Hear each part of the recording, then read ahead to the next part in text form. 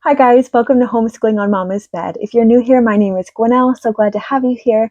I'm homeschooling my 7-year-old son, 2nd grade, and then my 4-year-old daughter, preschool.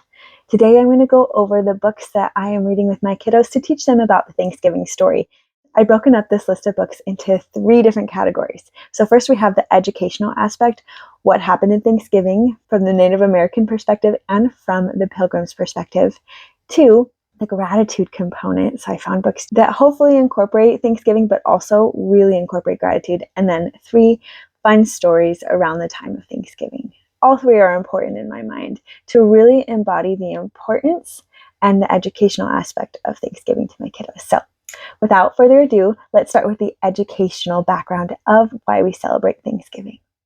So the first book that I picked for this was Keepunumuk, and this is a story of the first Thanksgiving from a Native American perspective, which I think is really cool. We don't have too many of those, so I really love that. So first you see the Native Americans watching the Pilgrims come to America. How cool. Then you see them welcoming in the Pilgrims and helping them survive the harsh winters of Massachusetts. It's really beautiful, really well done.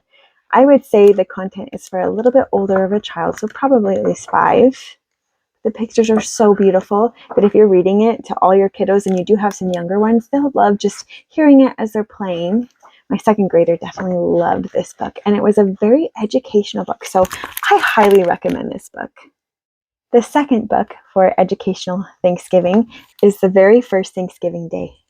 And this goes over the Pilgrim perspective of meeting the Native Americans, learning to coexist with them, learning how to harvest food through their efforts and their example and their lessons. This is a really great book. It's very simple. A young reader would love this book. It's more of a poem and it's quite repetitive, so I think that a younger reader could digest this pretty well. My preschool is digesting this just as well as my 2nd grader, so recommend this one as well.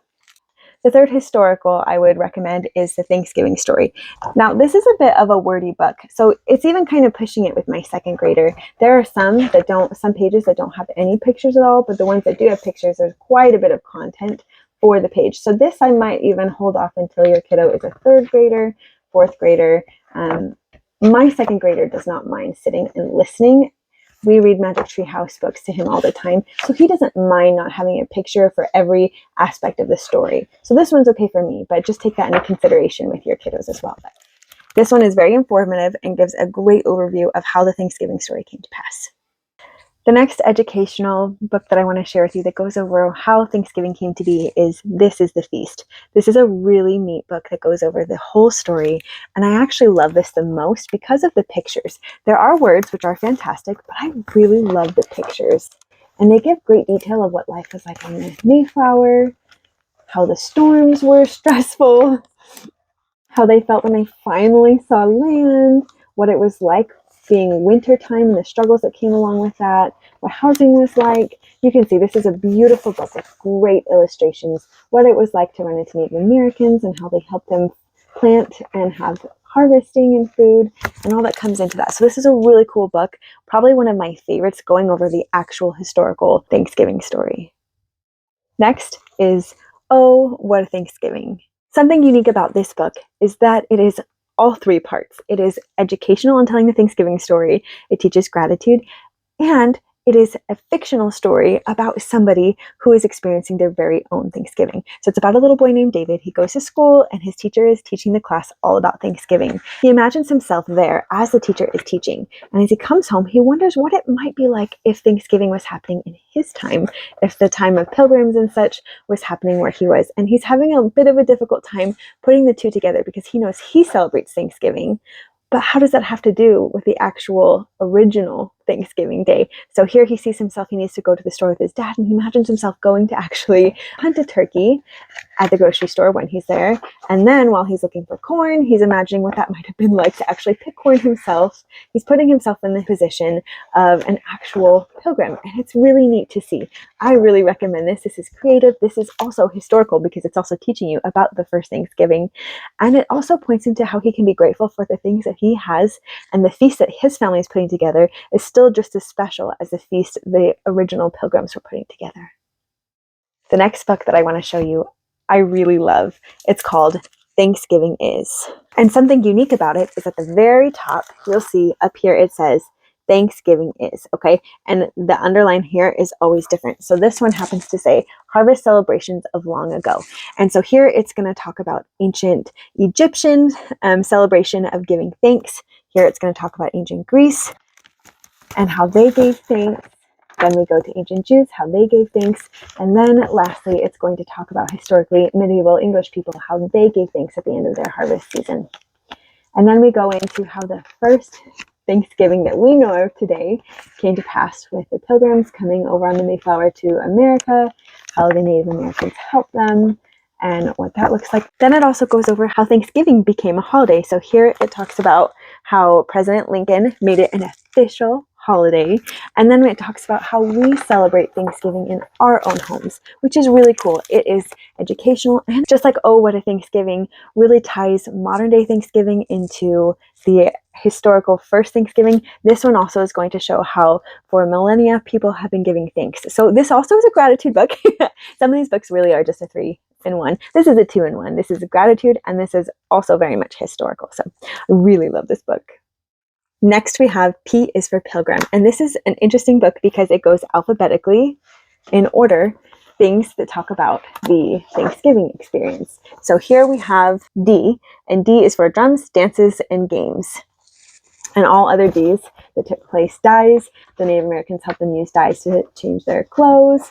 Here is E for editor, educator, and writer. Sarah Hale petitioned for Thanksgiving to become an official holiday. And then F is for feast. Shows a really good explanation. And here is just a simple story. And what I love about here is then you're going to get a more detailed explanation. So if you have a less attentive reader, like my 4-year-old, I would just stick with what's right here. But if you also have an older reader, maybe 2nd, 3rd, 4th, or 5th grader, and beyond, of course, you can get more in detail about what happened with feasts. So then lastly, I'll go over G. G is for grains. So it's really cool. It tells a Thanksgiving story in an alphabetical way, which is really fun. And it gives a more complex manner, more text to go over with an older reader, and also has simpler text to keep a younger reader engaged. So this was a really cool find.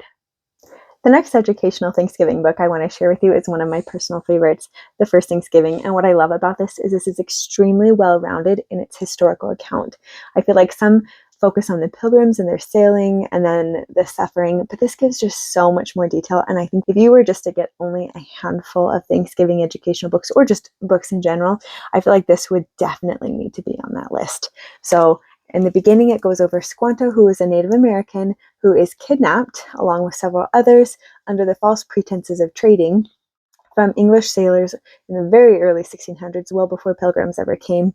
He is sold as a slave in Spain, makes his way actually to England because he is bought by an Englishman, and then eventually makes it back to the Americas.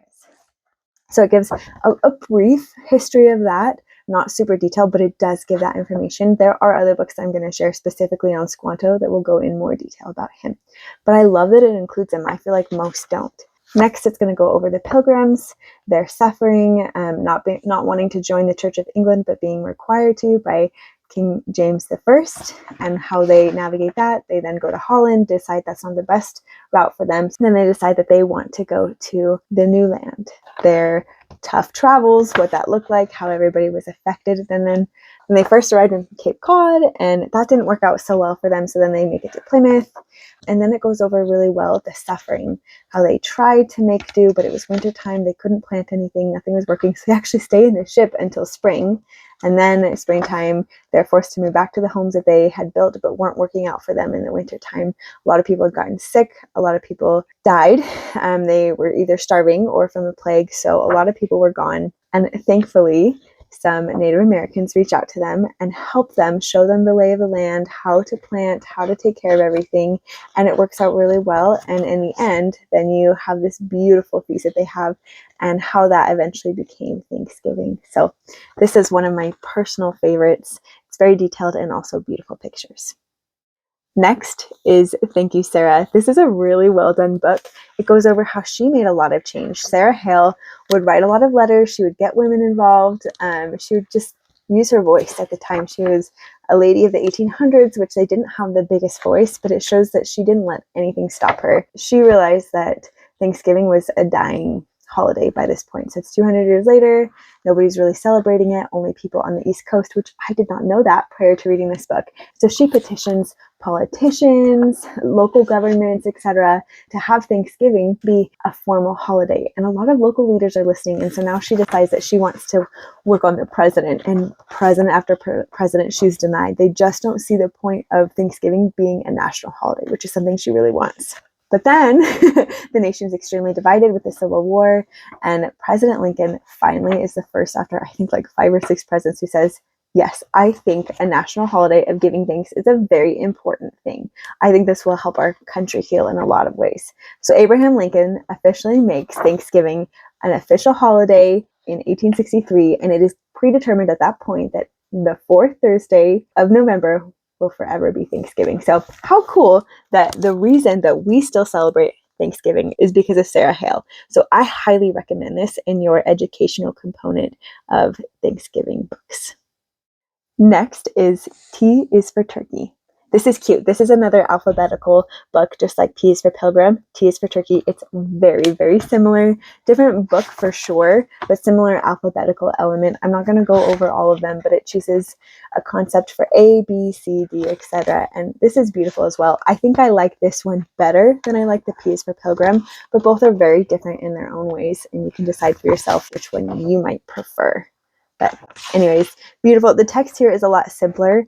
I feel like it's a little more well-rounded of an educational component, and I feel like it's a little better for the audience of essentially 4 to 7, which is what I am gearing my audience for. So really cute book. I definitely recommend this one. Next is If You Sailed on the Mayflower in 1620. This is a very long book. This is not a book that I'm going to completely flip through, but what I do want to do is go over the table of contents with you. So I'm going to read a few of the things. It asks different questions, and then it has a page to go over that question. So here in the table of contents, it says, who were the Pilgrims? Where does the Pilgrim story begin? What kind of ship was the Mayflower? How many people sailed on the Mayflower? Who sailed on the Mayflower? Were the people on the ship friends? What could the Pilgrims take with them? What would you eat and drink on the Mayflower? Where would you sleep? Would you be able to keep clean? Was it a safe voyage? Would you have had any fun on the Mayflower? Would you get into trouble on the Mayflower? When did the Pilgrims first see land? How did the Pilgrims feel when they saw land? What were the first laws the Pilgrims made, even before they left the ship? So now I'm going to kind of skip to the last page just so you can get an idea of the full situation here. Would you live in a log cabin? Where would you sleep? What kind of furniture did the Pilgrims have? What kind of table manners were the children taught? What did the Pilgrims wear? Were there special jobs for boys and girls? Did children go to school? What rules did people have to obey? Did people break the rules? What happened to the Mayflower? Were there special days for fun? What did the Pilgrims have to be thankful for? What day was the first Thanksgiving in the New World? Who took part in the holidays? What did they eat for Thanksgiving? How did the Pilgrims spend Thanksgiving? So there's a whole 3 pages of these kind of questions. And so just a brief flip through. So we've got a question here, and it's going to go over that question, and there's a cute picture, but not all of the questions necessarily have pictures. There's a lot of text. This is a text-heavy book, and this would definitely be something that you would want for an older audience. This is not something I would read with my 4-year-old, and this is something that would be a stretch for my 7-year-old for sure, but it's so cool. It gives a lot of information. If you wanted to do a research paper, if you wanted to get really in-depth, this would be a great book. Definitely more than like a 10 to 15 minute read like a normal picture book would be. But it's still really great. I think this is something that I am going to save for a little bit later with my kids' age range. But if you have older kids, this would be a really great unit study. Next, for historical books, we have Squanto's Journey. Again, if you're only going to get a few books for the historical portion, or really Thanksgiving books in general, I highly recommend this one. This is so essential because it gives some really important insight that you just wouldn't get otherwise. It talks all about Squanto's experience, so let's get going. So here we have a lot of Englishmen and just white European ships coming to the Americas pretty often. And so Native Americans, kind of, it was a mixed bag whether it was a good experience or a bad experience, but there had been enough good rapport that Native Americans had begun to trust the European ships. Well, one of the captains who come kind of tempt them with an offer to come and feast with them on their ship. But what really ends up happening is Squanto and 20 other people end up getting kidnapped, and the boat sets sail for Spain, and Squanto, along with all of the rest of them, get sold as slaves. Now, luckily for Squanto, he is purchased by some monks, and these monks set him free, and they give him the advice to go to England, learn English really well, make himself very useful to an English crew, which he does, and then convince them to take him back with them to America. So he does. He learns English. He works really hard. A captain ends up saying, you know what, you could be really useful. We're having some really difficult relations with the Native Americans, understandably, given all of the tricks and the awful things that have been done. Whole tribes have been killed. They've been taken as slaves. Some ships treated them well and some did not. And so understandably, Squanto became very useful for a new ship. So he goes, and when he arrives, because he was on the ship with more English people, more white people to the Native Americans, he's actually taken captive, and most of the others are killed. All of the white ones are killed, and he is taken captive by another tribe. And he sadly finds that his tribe were all killed off because of sicknesses brought from Europeans. There just were diseases and sicknesses, smallpox included, that had killed off a lot of his family. So his wife and his kids were gone, and very few people remained of his own tribe. So he's actually, it's just so sad. He's kidnapped by Englishmen, taken to Spain and sold as a slave, works really hard to get back to his place in Plymouth. But when he does get back, his family is no longer there, and he's taken as captive again. And the tribe that he's taken captive by, they are waiting and watching to see what the Pilgrims are going to do. They've been watching them. The 1620 crew that we know so well from the Thanksgiving story. The Native Americans are sitting back. They're waiting. They're watching to see what's going to happen. Are these people a kind people? Are they mean? And so they see that they're okay. And then Squanto is like, you know, I speak English. I can talk to them. We can work together. We can have harmony and peace. And initially the tribe was like, no way.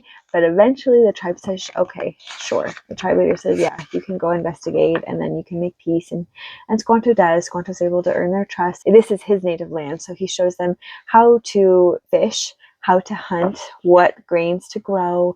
He is a native, and he knows that by bringing honor to the situation, acting honorably, he can bring peace, and that's what he ultimately wants, is to return to his homeland in peace. And he's able to merge both English people and Native Americans and any other pilgrims who come along as well, and able to create a sense of community. So they do have that first Thanksgiving feast, and it's very memorable because it's a feast after a lot of hard work, both on the Native Americans end and trusting finally people, a race who have not been good to them. And also for the Pilgrims who've endured a horrible winter. They arrived in November. It was super cold. They were all getting sick. They had to stay on the boat for a long time, and they were deciding, do I stay? Do I go? Do I stay? Do I go? So on both ends, it was really tricky. They both were having to come to a place of compassion, and eventually they're able to find that harmony and that peace. So this is a really good, important perspective of the Thanksgiving story that I think that you really just can't go without. So I hope you give this book a try.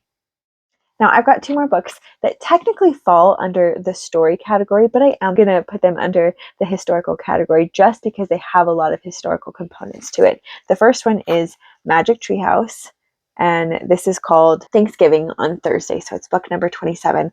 I started reading these books with my son when he was in kindergarten. I would read them primarily to him at first, and then slowly but surely, as he was doing blending and such and was able to read some words, he'd been doing sight words, I would have him read. It was very slow, it was very painstaking, and I know this is a very advanced book for a kindergartner, but this is where we were because these stories were so fun to him. He was so drawn to them, and I love them. They were a big part of my childhood, so I really wanted to pass them on to him. So we have been reading these since my son was in kindergarten. Now he's in second grade, so we've been reading these forever. We read this several times, but my husband and I, here's the deal with this one. My husband and I each take turns reading it. So neither of us have read any books completely through. So I actually had to chat with him. I was like, okay, what do you remember about this specific book? I do remember that Jack and Annie, if you don't know much about the premise, they go to a magic tree house that's in the woods by their house pretty often, and when they go in it, it transports them to a land. They have to hold the book first. They find a book, they say, I wish I was there, and it takes them to that place. And so they are taken to the very first Thanksgiving time, and they are helping prepare that first feast. And so it's cool. Squanto is in here. There is Captain Bradford in here. There are lots of prominent people in here. And it's really cool to see how that first Thanksgiving does transpire and seeing how Jack and Annie make do with it. So yes, a lot of historical components in the nonfiction world, and then also the fictional story realm that Jack and Annie bring, but they always have a really great historical unit to it. So I am going to put this in the historical section because it does talk about a lot of true facts in there. So I hope you guys give this one a try. It's really fun and it is just lovely. Next is Pete the Cat, the first Thanksgiving. Now, this is a story, and yes, technically it should go in the story component, but as you'll see, Pete the Cat is nervous about a play. I'm going to go over to it, so just bear with me. This does have a lot of history in here. So Pete the Cat is worried. He's talking to his family about doing a play for Thanksgiving, and he is reassured. He practices, and he ends up feeling a lot better. So here they talk about sailing over in 1620, and they've got these fun flip-throughs, and they go over the whole Thanksgiving story, and Squanto's in here, so it's really good. Talks about the time frame. So here it says that they leave September 1620 and they arrive November 1620, so that's really fun. You get to see how long they were on the boat. Here it's talking about after 65 days on the ship, the New World finally came into view, and you get to go through the whole story, what it was like to live in the house. It was really cold when they arrived. Then they needed to learn how to work with the Native Americans, and the Native Americans helped them plant things so that they could eventually eat. And in a spirit of Thanksgiving, they sat around and made a feast together, and it's fun. It has these really cool flip-throughs that you go to, so it's really neat. And at the very end, this even has a gratitude. This is a 3-for-1. So it has a historical component, it has a little bit of the fiction component because it is technically a story, and then it has gratitude because then at the very end, Pete's talking with his family about his experience in the play, and they all feel compelled to talk about what they're grateful for. So again, this is another one of those items that if you could only pick a handful of books, this one would be one of them. It's got a great, easy way to explain the non-fictional historical component of Thanksgiving and how that came to be. It's in an easy, digestible story, and it has gratitude in there. So this is a very great book to go with. Okay, next is the Pilgrims' first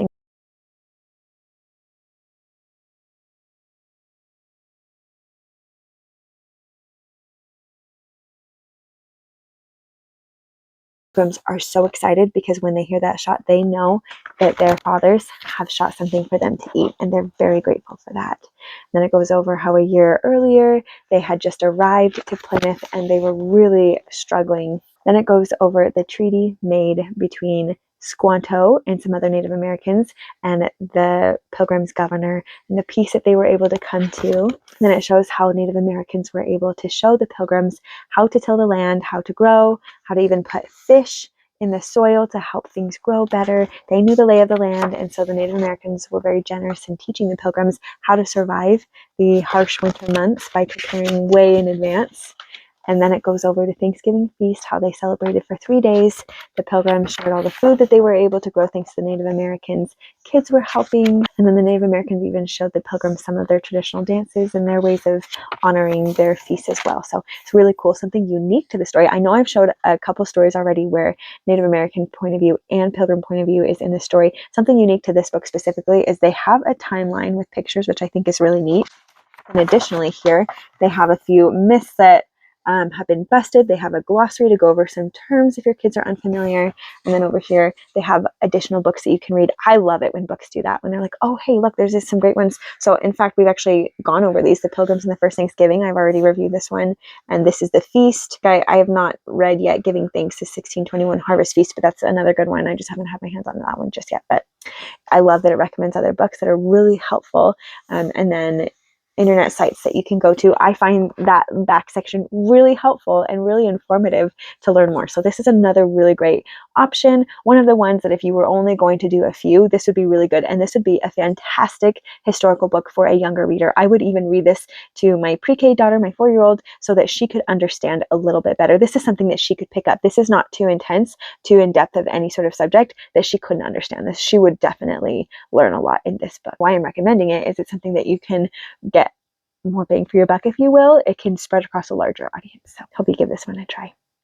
And then next we have Mayflower 1620. And this is really cool. It says it's a new look at the Pilgrim Voyage. So this gives some good insight into what it would have looked like to have traveled on the Mayflower. Now this is more of actually a chapter book. So right here you can see the table of contents. It says a foreword, an introduction, and then it goes over provisions that they would have had, the people who were sailing on the boat, a little bit about them, the Mayflower's journey map, what the voyage looked like, navigating in the 17th century in the seas, what the landfall looked like, an established nation. So this goes over quite a bit. I really liked this book. I felt like it was for an older audience, so probably first grade would be the youngest that I would go for, but this was actually recommended in a Thanksgiving curriculum I'm trying out, and so I did go for this, and it was really cool. It has interesting pictures. You learn a lot. This is the placement of how somebody would have been looking on the sea. It goes over a boat that they've actually reconstructed, the Mayflower 2, that you can look at, and it was designed just to see what life would have been like on the Mayflower. So that is really interesting. It's a perspective that you don't see a lot, so this is really cool. It has a lot of great pictures. This is a nonfiction book, as are most, but more in story format, where this is just educational, informational. So it's not something you would sit and read in one go, but it is really cool. It's really insightful. It's something that you might want to take small nibbles out of at a time. It's not something I would read all in one fair swoop, but it's really cool. I hope you give this one a try. It's just nice to know things of what life could have been like on the Mayflower. We think about why they went on the Mayflower, what was life once they got to Plymouth, but what life was like on the Mayflower is very fascinating. So I highly recommend giving this a try as well. The next book that I want to talk about is Squanto and the Miracle of the First Thanksgiving. This is a really neat book. Just like Squanto's journey, this book is going to go over when he was kidnapped. So here it has their life, their way of life, and then an English boat comes by and lures them onto their ship, and Squanto, who is a young teenage boy, and some of his friends are tricked onto their ship and kidnapped, and here they're on the boat. They're worried, they're scared, they're there for a long time, they don't understand what's going on. I think it's really cool to go over Squanto's perspective, especially as I think he was a 12-year-old boy, going over what he might have felt like being a prisoner on a ship for so long, and then once they arrive in Spain, they are sold as slaves. Goes into that a little bit more. And what I love about this version of Squanto's story is it talks about the Spanish monks who purchase him, and they're trying to help him and teach him. So they're monks, so they're teaching him their faith. And then eventually an Englishman buys him and teaches him English and actually gives him advice on how to get back to America. He helps him with that. I thought this was a really cool and beautiful turn to a story of what could have been a horrific life for the rest of his life as a slave. Squanto is instructed to learn English really well, so he's taught. So he's still gone for 10 years. And he does live in England for a while. He learns the culture. You kind of get to see his culture shock, all these huge buildings. This is nothing like tribal life in America. So that is cool to see. You get to see such a stark difference. He sees the kind of life the Pilgrims later on will lead. That is so cool. That's something I love about this book, is Squanto is such a dynamic character. He knows what the Pilgrims are giving up because he was kidnapped and he lived there. He knows the kind of life they have, the kind of food that they're accustomed to. And eventually, when he learns English well enough, he is able to convince a ship to take him back, and he is an interpreter, so he sails back to the Americas after about 10 years. And when he finds that everybody is gone from his tribe, we later find that it's because of European plagues that wipe out the whole tribe that he's from. He goes up to Maine, just kind of sad. He did all that to come home essentially to nobody, which is really sad. But eventually he is able to help the Pilgrims who come. He makes a treaty with them. Him and some other Native American leaders are able to make treaties with the Pilgrims to bring peace. And so then he comes and he stays with them and he shows them the lay of the land. He shows them how to survive. And it is such a cool, neat story. What I love about this is it goes into the whole point that Squanto is the real MVP. After having been kidnapped, taken from his land, he's able to be exposed to England, what that's like. He's able to come back and show these English people how to survive, how to understand the land and how to grow on it. And it's just such a beautiful book. And then it goes into Thanksgiving. I just think this is probably one of my favorite of all the Thanksgiving stories. If you're going to go for a Squanto version, I think this is really cool. Now, a note, if you are not religious, this does touch on religious themes. So even if you're not religious, I still think this is a good book. If you are really opposed to any sort of religion in your home, then yes, for sure, go for Squanto's journey. This is a great alternative, but I just don't think it goes into Squanto's experience as much and as in detail as this one does. So I do highly recommend it. And if you were only to get one Squanto book, in my opinion, this one would be it. The next book that I want to show you is The Pilgrims First Thanksgiving. There is another book called The Pilgrims First Thanksgiving. I've already gone over this one. This one goes a little bit more over the Native American and Pilgrim perspectives together. This one is more so the Pilgrim's perspective. So let's get right into this one. So here we have explaining why the Pilgrims left in the first place. Here it says it very simply. They couldn't pray they wanted to. They couldn't worship the way they wanted to, which is definitely a very simple explanation for why they left. So if you're looking for a little bit more depth there, this probably wouldn't be that book. This is a very simple overview, but it goes over a lot of things, which is what I love. So it goes over what life was like on this ship, how the food that they had to eat was not so great. They didn't like it when they started, and they definitely did not like it by the end of the ship's journey. Then it talks about how challenging it was to sleep. They had to sleep on hard floors, and there were lots of stormy points where it was really tricky, and there was a lot of sickness going on because of that. And how when they left, it was the end of summer, and then by the time they got there, it was wintertime. It was really cold, and then you get to see what that was like as a result, trying to build an entirely new settlement, essentially, when it's winter. It's cold, everybody is unwell. So it's really cool, this perspective of what it would have been like to have come to America, all the sacrifices they have to make, all the while they are still faithful to their faith and their beliefs, even though it's really hard. That's a really cool lesson on endurance, whether you're religious or not. And then it goes into, once it became a little bit warmer, what it was like to build their homes, how their space was pretty limited. Kids had to put their beds under their parents' beds during the day, so they had enough room to do things throughout their homes. And all the building that they were all doing, all the kids were involved, all the hunting that they were doing. Squanto, it does touch very briefly over Squanto and how he helped them and lived with them for the rest of his life. And then by the time the Mayflower did return in spring of 1621, nobody went back on the ship. Everybody stayed, even though it was really tricky. Squanto helped them in the summertime. I like that it does little seasonal titles up here. So summertime, vegetables are starting to come. They're starting to get great food. They're starting to see some of the fruits of their labors. And then Thanksgiving time is coming, and kind of why we celebrate Thanksgiving was it was a harvest. And it's just a really cute book. I think this is a more digestible Thanksgiving story for a younger audience, probably 4 to 7. I think 7 might be it. I think I would do a little bit more for my son next year when he's 8. So this is really great for the age ranges that I have right now. And if you have even younger kiddos, this would still be a great book for you. The last book that I want to go over with you guys for educational books on Thanksgiving is The Mayflower. This is a little bit more like an encyclopedia of a book, so I would say 6, 7 might be the youngest you might want to do. I'm not going to flip through the entire book, but I'll just give you an idea of what this is like. Here's the table of contents. You can see there's a lot of different subjects here. So let's just kind of flip through. This is going over life, what it was like on the Mayflower, what it looked like, aspects of the Mayflower itself. There's a really beautiful picture of the compartments of the Mayflower where people would have done what on the Mayflower. And then kind of like if you sailed on the Mayflower in 1620, it's very similar to that with the question up here and then words here. So this is a really neat book. I love the pictures in here. I like them way more than in If You Sailed on the Mayflower in 1620. And there's some really cool details. So for example, this is below deck. So you're seeing all sorts of things. So you're really exploring that map before that showed where each component is on the ship. You're exploring different parts a little bit more in detail, room by room. And then so here they arrived in Cape Cod, and so you're seeing a little bit of what that looked like.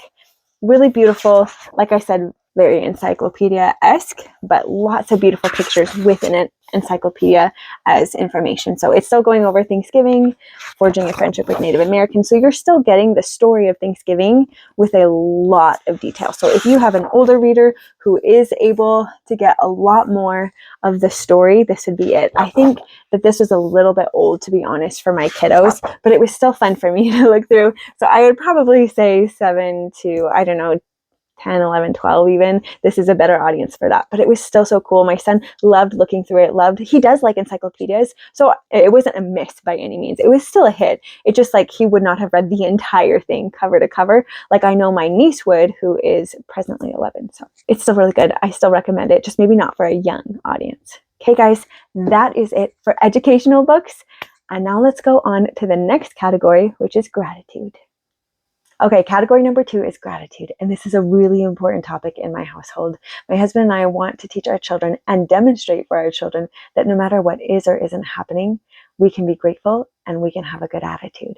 So for our first book to teach our kiddos about gratitude, especially during the Thanksgiving season, is Thanks for Thanksgiving. This is a really, really cute, well illustrated, well thought out children's book that has just simple wording here, and it really does a good job with the illustrations of what they're grateful for. So they're grateful for apple picking. They're grateful for their animals. Look how cute that is.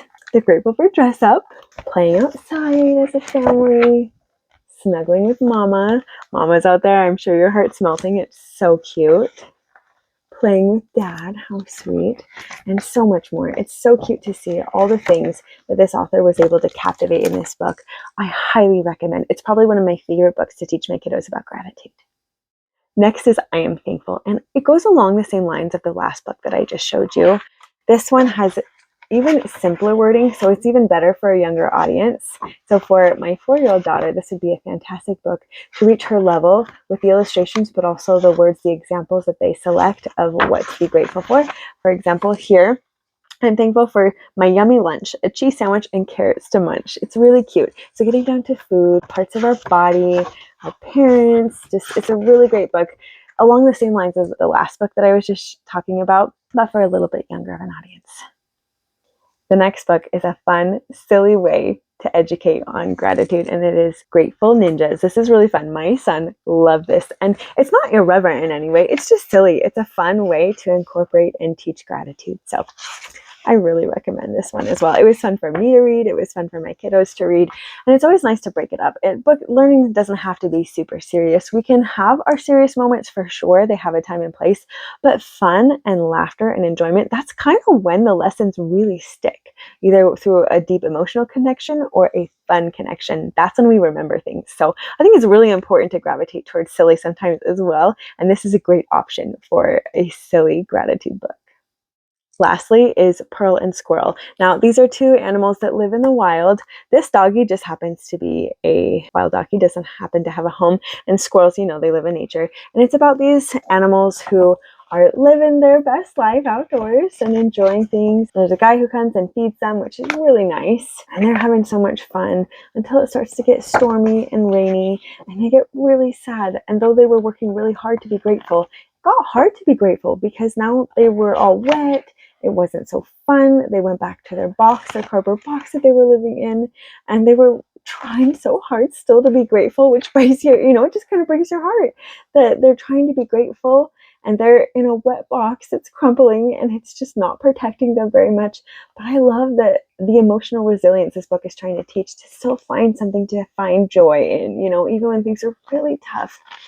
Then it was sweet to see the man that had fed them before came and he rescued them and he invited them to his Thanksgiving dinner, and they came and had so much fun. It was just such a great way to learn more about gratitude in a different way. When you have all the same books, like the first two books that I showed were pretty similar, just audience difference. And this is more of a story way to explain gratitude. The one before was a funny way. If I can find different books that teach the same concept in different approaches and styles, I know that my kids are going to grasp gratitude better. And I know I'm going to grasp gratitude better. Who are we kidding here? These books are just as much for the parents as they are for the kids. So I love this one. I hope you give this one a try. So here we have the Berenstain Bears Thanksgiving blessings. This is really cute. They're going to Grandma and Grandpa's house and they're traveling. This happens to be by sleigh ride. And as they're traveling, their mom and dad are talking with the 3 kiddos about how excited they are to go. And then they introduce a conversation about how Thanksgiving is really centered around gratitude. So then they start talking about all the things that they're grateful for, and it becomes a really fun conversation. This is a great segue for your family after reading the story to then talk about what you guys are grateful for. And so then by the time they get to Grandma and Grandpa's house, Grandpa says, "Hey, aren't you so excited for the amazing feast that Grandma made?" And the kids say, "Well, yeah, sure, but we're also just really grateful for all of our blessings." And Grandpa says, "Oh, that's so awesome." And so it's a really cool book.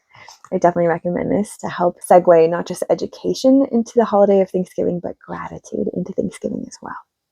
Next is Thanksgiving is for Giving Thanks. This is a really cute book that talks about how we can be grateful for all sorts of things. So these are really cute colors. Here, this first page, I'm just going to read a little bit because it just says Thanksgiving is for blank. Thanksgiving is the day of the year that we eat lots of turkey and pumpkin pie, but most of all, it's a day when we give thanks for all the things that make us feel happy. So then it just goes into a lot of things that we can be grateful for, which is really cute, and I definitely recommend this to help also teach our kiddos gratitude. Next is a really cute story of gratitude. It's called The Very Fairy Princess Attitude of Gratitude. Now, this doesn't necessarily mention gratitude per se, but it talks a lot about being grateful no matter what's going on. So this little girl is going to school and they're having an attitude of gratitude day of celebration in her class, and then they're going to go to an art show. And also to celebrate, they're all bringing cans of non-perishable items in order to donate to a food bank. And it's really cute. And there's a fire drill that happens. And so this little fairy princess, this little girl, she's so upset about it because then it ruins the day of celebration they were supposed to have. But she is reminded to be grateful. And so something her teacher does is have them stand in a keep pose, which I think I actually flipped past it.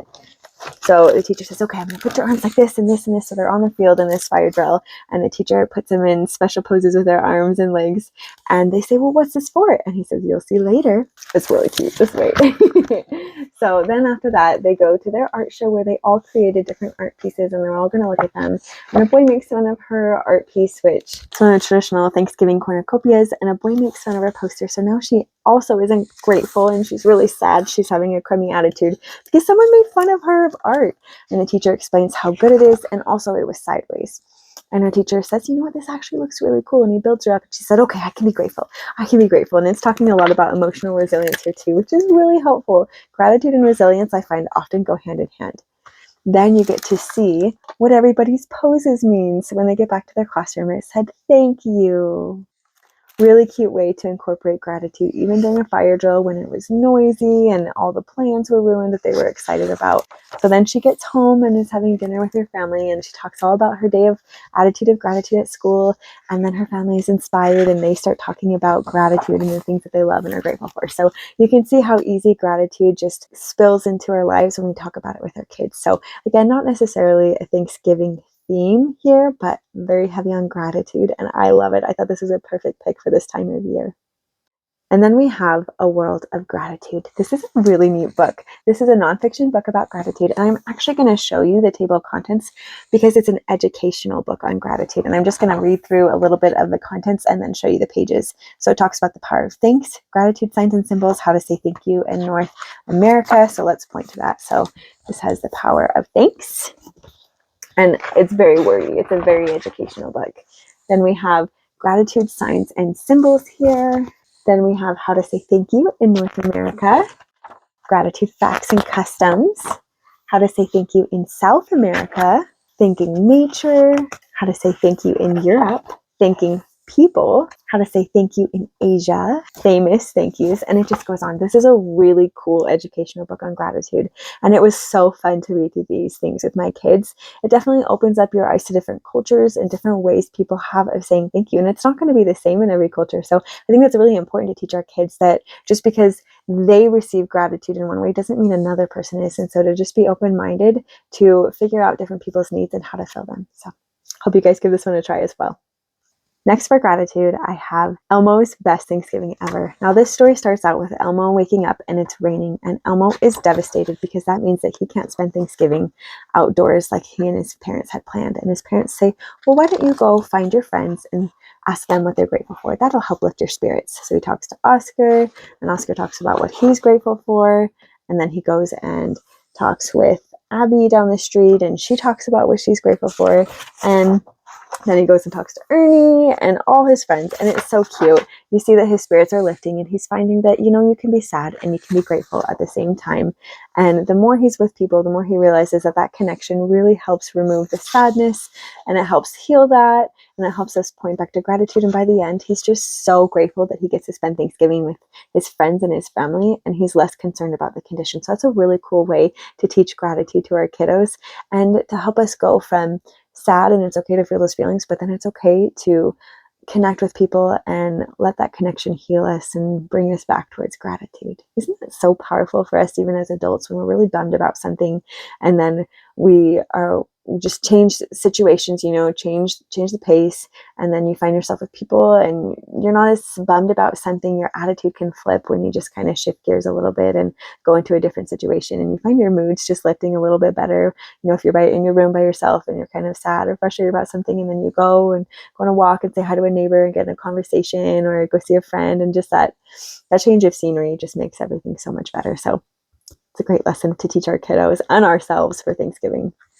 Next one I want to go over is Thanksgiving is a Blessing. This is beautifully illustrated, and it's such a wonderful book about how much we have to be grateful for. So this talks about how Thanksgiving is a sunrise, so we can be grateful for the Thanksgiving sunrise, how we can be thankful for the harvest, and it goes into a beautiful rhyme about the harvest, then about Thanksgiving recipes, Thanksgiving traditions, the journey that it takes for everybody to gather for Thanksgiving, getting together with family, laughing, how we get to offer kindness and forgiveness on Thanksgiving, how we get to grow, and how we get to be together. It's a really beautiful book about all the blessings that just Thanksgiving Day offers us.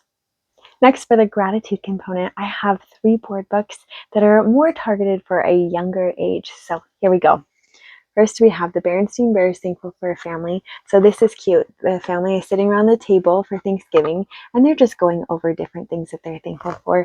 So here we have brother and sister are thankful for school. Sister also says she's grateful for her friends to play with. Brother is thankful for sports. Brother and sister are thankful for Gran and Gramps. Oh, isn't that so cute? And all the things that they do together. Papa is thankful for their cozy home, their place in deep bear country, a perfect place to live. That's a really great thing to be grateful for.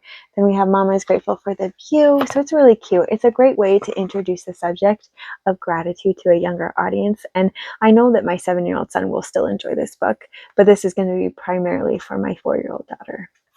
Next, we have the Crayons Give Thanks. This was really highly reviewed, and I did enjoy it. This is a book that I would probably stick to checking out from the library because it's cute, but I don't think I would buy it. So if that gives you an indication, but it's still really cute. It goes over colors, and each color crayon talks about the different things they're grateful for. So the blue is the blueberry, the black talks about the big, beautiful black starry nights. Pink crayon is grateful for these dolphins that are pink, so it's cute. And then the yellow and orange are grateful for safety vests. It goes over lots of different colors. This color is grateful for Kansas because you could probably tell there's a lot of wheat in Kansas. So it's cute. Each color goes over what they're grateful for. And that is really helpful with the development of learning colors, so preschool age, and even before that, just learning that they're different colors. So this is a really great book to introduce the subject of gratitude and do a little learning of colors at the same time. Next, we have Thankful Thanksgiving, and this is cute. This is a family that is just talking about all the things that they are grateful for. I'm not necessarily going to go over all of them, but just see the beautiful pictures. This is I'm grateful for the music we share by the fire. There are more experiences for TV parades and football games and silly grown-ups I admire. I'm thankful for those in the kitchen creating the meal we will share, like apple juice and pumpkin stew and nut pies baked with care. So it's cute. It's a cute little rhyming book. And it just, everybody sitting around the table sharing what they're grateful for. That's a common theme in the gratitude category. This is really cute. I would definitely recommend this. I know it's more targeted for a younger audience, but I also know that my 7-year-old will still love this, and it will still give great ideas for being more grateful throughout the day-to-day experience of life. So I do really recommend this one. This one is really cute and just really heartwarming at the same time. Okay, the next book on gratitude is actually called The Power of Gratitude. This is such a cute book, and I'm going to pull up the table of contents. This isn't a story. This is a nonfiction book, and here we see the table of contents, the gratitude, attitude, no one is just like you, gratitude and happiness, thank you, body, mindfulness and gratitude, gratitude for my family, grateful for my community, I love my school, thank you, earth, thank you, air, thank you, water, grateful for our food, Thanksgiving every day, thank you, alphabet, pay it forward, and there's a glossary index. Because it's a non-fictional book and it's just teaching on the power of gratitude, I'm not necessarily going to go over this whole story, but I do just want to show you some of the pictures. It is very well done. I really love this book. I think it's a great way to teach the maybe psychology behind gratitude and just the things that we are going to gain when we are grateful. So this is a really neat book, real cute. I definitely recommend it. It is an educational book, but because it goes and falls into the gratitude section, I'm just going to put it right in the gratitude section. Next, we have a cute board book called Thankful. This is for a younger audience for sure, but it is definitely really cute. Goes over different options of things that little ones can be grateful for. For example, the children for morning story time. The artist is thankful for color and light. The clown for her costume, silly and bright.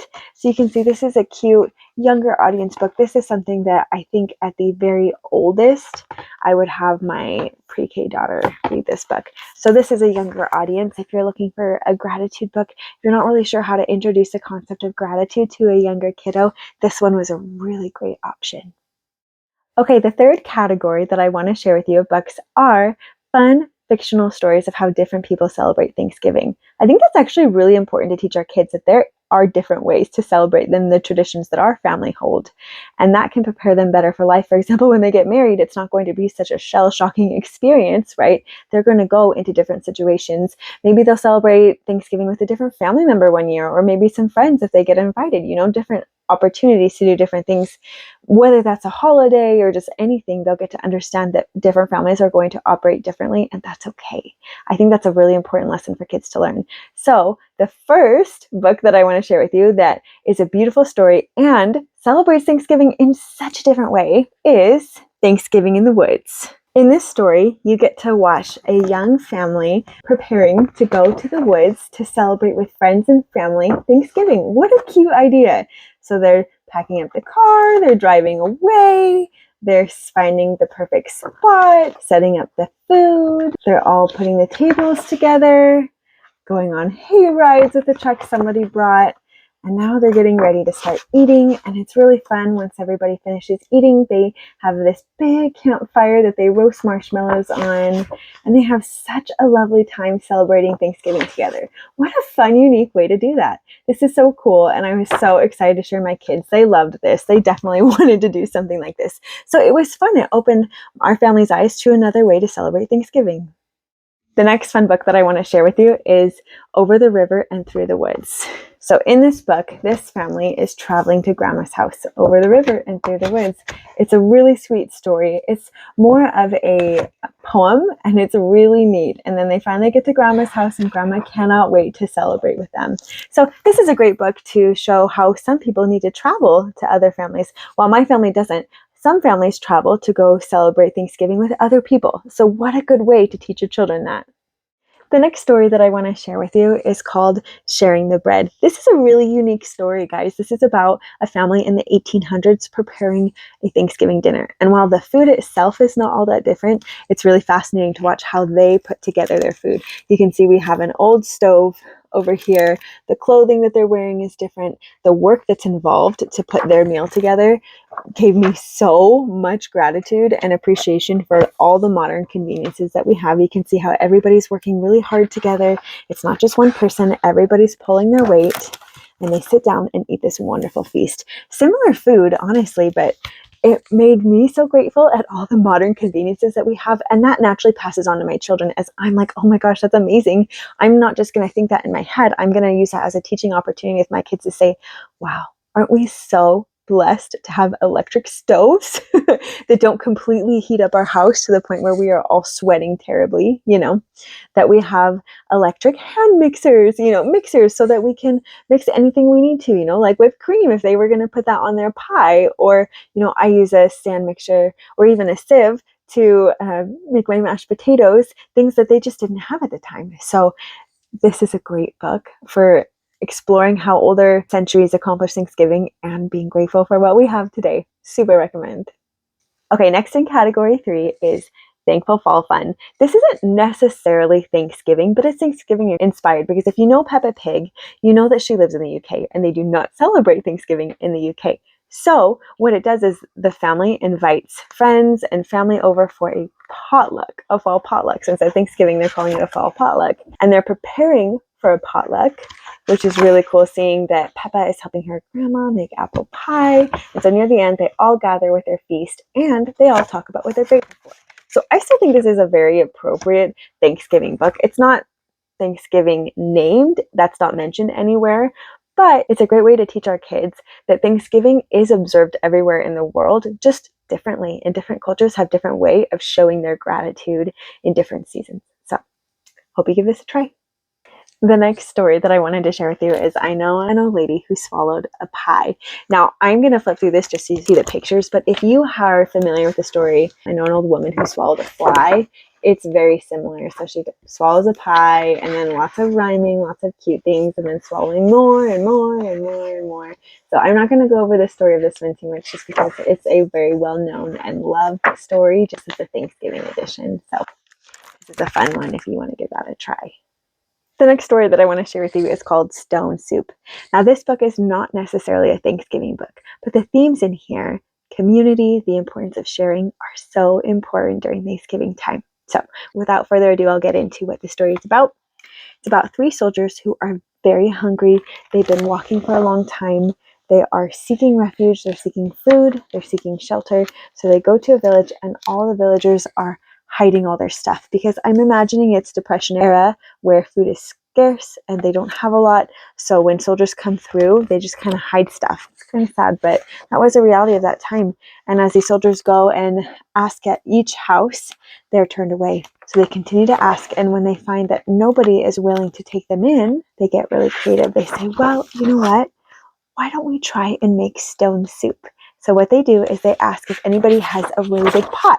So they get a really big pot and they say, okay, now please go get 3 big stones. And they fill up this pot with water, and then they put the stones in this pot. And then they say, oh man, if only we had onions, if only we had cabbage. One at a time they say these things, and someone in the community says, oh, you know what? I have 3 carrots to share. I can contribute 3 carrots. I have that much. And they do the same with cabbage. They do the same with an onion. And so they throw these things in, and then they say, oh man, if only we had potatoes and any sort of meat to put in here. So someone says, you know what, I bet we could do this. So together as a community, they're sharing all their things. The few things that they do have, they really don't have a lot, but they're able to share what they do have, and they're able to make a beautiful soup that they all eat together out of very few ingredients, which is what stone soup really was. In the Great Depression, stone soup was taking just the leftovers, the scraps, like the potato peels, the carrot peels, anything that you might cut off a vegetable, they would save and make what is actually called stone soup. So that being said, this was a really creative way to reduce the need to hoard things and not share even when times are tough and when you don't have a lot. And that is a really important theme of Thanksgiving, because if you think about it, Native Americans could have had the choice to not help the Pilgrims, but they chose community over selfishness. And that is such an important theme of Thanksgiving. So I think this story fits right in. Even though it's more a Depression era story than it is Thanksgiving, I think this is the perfect time to bust this book out. Next, we have the Thanksgiving Bowl. This is a really cute story on Thanksgiving. So the kiddos go to Grandma's house, and they actually eat Thanksgiving outside. And as they get to Grandma's house, on this first page, let me show you, Grandma has a bowl that she calls a Thanksgiving bowl, and they all write down something that they are grateful for, but they don't say who says it. So then they eat their Thanksgiving dinner outside, and when everybody finishes, then they start reading the entries of the Thanksgiving bowl, and you have to guess who said it. So this little boy had said something, and when they guessed it was him, he stood up and he took a bow. Yep, that was me. And it's really cute. So then they finish enjoying their dinner. Then it got really windy. You can see it's darker and it's windy, and everybody had to rush inside. They were bringing bowls and plates and everything in the house really quickly, and they forgot to get the Thanksgiving bowl. So then the Thanksgiving bowl takes a fun journey. Here it's protecting a cute little mouse from an owl. The mouse had run under it to protect it from getting eaten from the owl. And then eventually it rolled away, and then it snowed, and some kiddos used it as a hat for their snowman. And then eventually when the snow melts, the bowl rolls away more. And then some ducks end up using it as their nest. And then they go away, and then a fox tries to eat these duck eggs, but the eggs had already hatched and were gone. And so it's just a fun progression of where this bowl ends up. And then finally, near the end, it does somehow end up back at Grandma's house. And it's been months. This bowl's been missing. Grandma's been looking for this special bowl. Obviously, it's treasured. They use it every year for the Thanksgiving tradition of sharing things they're thankful for. And it just ends up back there slowly but surely, through nature, through people. And then the kids are out in the field playing, and they find it and they bring it to Grandma. And Grandma's like, where was this. So it's really cute that it ends up being reunited with Grandma and is able to be used again next year. I highly recommend this story. It's so cute and a very easy, natural way also to incorporate gratitude. I didn't put it in my gratitude section because it's more of a story than it really is about gratitude, but it was so cute and you can use it for gratitude too. Next is Peyton Picks a Perfect Pie. This is so cute. It's about a little girl who, adults like to use the word picky a lot. She says that. And she says, I'm not picky about most things. I like all these things. And she goes into all the subjects and all the things she likes. But then she says, but when it comes to food, people like to call me picky. And she said, their parents are really good cooks, but they never try to make her feel bad about it. But she knows that her parents would appreciate if she ate more. So she's thinking, okay, for Thanksgiving, I am going to try to eat more things. I'm going to try to be open-minded. And at first she's like, I'm going to try one bite of everything. And her dog kind of looks at her and she's like, okay, well, maybe I'll try one new thing. So she goes to help her mom make pie and she's like, well, I don't like flaky things. And so then she wants to go help her dad. And throughout this book, she is just trying to amp herself up because she really is, like, as you're reading it, as a parent, you know, okay, this girl is extremely picky. She doesn't want anything to touch. She won't eat a whole lot of things. So as guests are coming, she's nervous. She can feel the anxiety. She's committed to herself that she is going to try things. And so guests come and they talk about what she brought and she's like, oh, but I'm going to try it. I'm trying to make herself. So she has lots of family and people in her community who come and they're all special to her. And she's like, okay, I'm going to try things. She's like, okay, I'm really going to go for pie. I'm really going to try to eat these things. And near the end, there's a guest whose flight was late and so they couldn't bring a pie. And I guess it's a tradition for her family that everybody who comes brings a pie. And as she's nervous because she doesn't like lumpy things, she doesn't like flaky things. There's so many textures you can tell. She has this texture issue. Sorry, that put through the whole book. But in the end, this guest who had arrived late because her flight was delayed brings ice cream. And she's like, oh, I like ice cream. And nobody had ever brought ice cream before. They'd never had it. And so pairing the pie with ice cream was really relieving for her. And it helped her like the textures a little bit better. So it's cute. It's a really well done story. I really liked it. I loved the illustrations, but also it gives a good perspective of maybe why our kids could be a picky eater. And it was really cute how it handled that delicate matter. Every family handles that very differently. So it was just it was so cute. I just love this. I hope you give it a try. And I hope you enjoy the story as much as I did and my kids did. Next is Around the Table the Grandad Built. This is really cool because this gives more of a South American flair to Thanksgiving, but also this has a little bit of gratitude in it because it's talking about all the things that people bring to Thanksgiving. So it talks about the flowers that the cousin brought, that the table was made by Grandad, that the napkins were sewed by Grandma. So all the contributions that people are giving to Thanksgiving Day it talks about. And then it goes into their food choices, which are more of a Hispanic note, which is really cool. It's a different culture Thanksgiving. And everybody's gathering around and they're preparing and they're working together. So this is a cool book a cool story that just shows a different way different family cultures would celebrate Thanksgiving. Really cool. Hope you give it a try. Okay, guys, that is it for my Thanksgiving book list this year. It is by no means complete. There will be many more books added later on, and especially as my kids grow older. Additionally, more books are going to come in for me for the library. I have so many on hold, and I'm sure many of you have many on hold as well, and they'll come when they come. But I had to just kind of cut it. This is my cut limit. This is as much as I could get done, so I'll add more for next year's video. But I hope that these books inspired you. I hope that they helped you get some ideas for your Thanksgiving curriculum this year, whatever that looks like, whatever that might be. And I hope that you found some fun ideas for your family and also maybe some books that you've already read, you already know well. Hopefully it was reminiscent for you. Thank you guys so much for stopping by at Homeschooling on Mama's Bed. And until next time, bye-bye.